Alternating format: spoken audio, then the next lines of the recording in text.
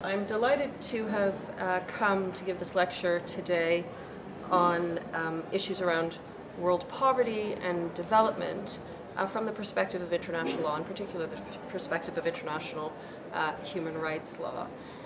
It's perfect that it's come after several days of lectures on various legal principles, various normative frameworks. We had a philosopher speak on grounding obligations, and so I've fit in at a perfect time to introduce quite interesting,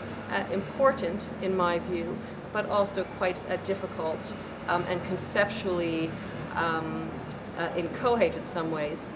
elements of international law, and that is how we might understand and ground legal obligations in the context of world poverty. What rich countries acting individually or collectively might owe to the people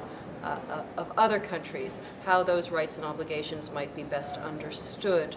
in legal terms, whether we can understand an interstate obligations as part of the international human rights legal framework that traditionally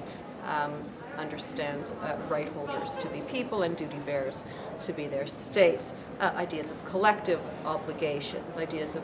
capacity and dividing capacity among a multitude of potential states with active capacity to assist people in poverty. Issues around the global structural environment that may or may not be conducive, and many would say, given the figures on world poverty and global inequality, that it hasn't been conducive to addressing or reducing meaningfully our concerns and the existence and persistence and magnitude of